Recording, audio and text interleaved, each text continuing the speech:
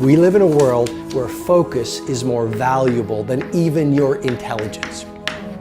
How many hours a day you waste, or how many hours a week you waste. And the classic answer is something like 4 to 6 hours a day. You know, inefficient studying, watching things on YouTube that not only do you not want to watch, that you don't even care about, that make you feel horrible about watching after you're done. That's probably 4 hours right there.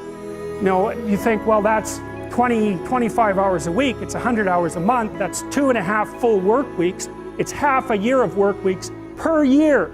And if your time is worth $20 an hour, which is a radical underestimate, it's probably more like 50 if you think about it in terms of deferred wages. If you're wasting 20 hours a week, you're wasting $50,000 a year. If you look at many of the most creative and productive people on the planet, they are doing and working in such vastly different ways. Because if you want to achieve the results only 5% achieve, you've got to think and produce and behave like only 5% of the people on the planet. And the best people on the planet in terms of creativity and productivity are not spending their finest hours addicted to distraction. They are doing work that matters. They're not doing fake work, they're doing real work. And so if your life isn't everything it could be, you could ask yourself, well, what would happen if you just stopped wasting the opportunities that are in front of you? You'd be, who knows how much more efficient? 10 times more efficient, 20 times more efficient. That's the Pareto distribution. You have no idea how efficient people get. It's off the charts. It's a constant storm to try to figure out what you're about, and you change. At 26, you're all about the hustle, you're gonna be a billionaire, this and that, and then you go to the bar one night and you fall in love. And it changes what you care about, right? And then you have a child, and then this happens, and then that happens. Things change. You just have to always consistently try to figure out what's driving you, and not because other people are watching, and not because that's what your dad wants, and not because that's what you said was gonna happen, and it doesn't look like it, and your family's gonna judge you. You just have to be as real with yourself as possible, and that is a very difficult struggle, but when you're not, you create enormous vulnerability and unhappiness. A lot of us get to work and we spend our best hours on our least important activities.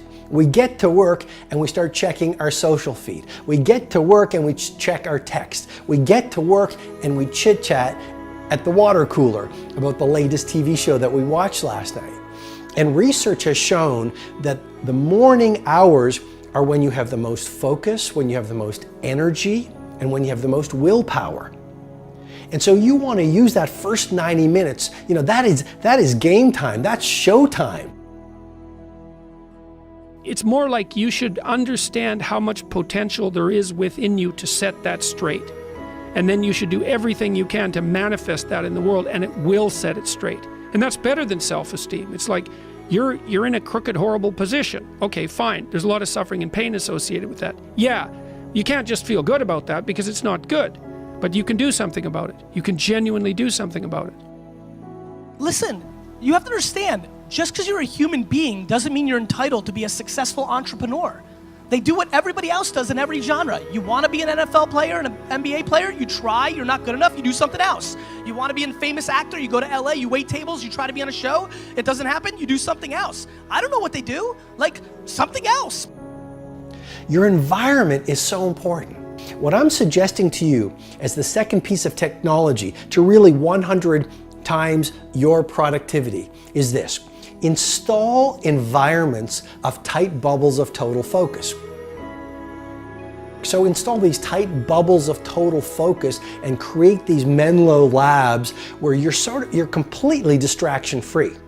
And then you will find your brain will drop from the beta state into the alpha state, where you will do your best work and get your best ideas. Stop doing the things that you know are wrong that you could stop doing. Right? So it's a fairly limited attempt. First of all, we're not going to say that you know what the good is or what the truth is in any ultimate sense. But we will presume that there are things that you're doing that for one reason or another you know are not in your best interests. There's something about them that you just know you should stop. They're kind of self-evident to you. I am encouraging you to really adopt this thinking protocol of becoming a minimalist. Even your home, fill it with just a few things. And especially your days, focus on just those few priorities that when you roll up your sleeves and go deep in them and invest what I call the trinity of your assets, your focus, your energy, and your willpower on those few things, they will allow you to birth art into the world, which will allow the world to call you world class.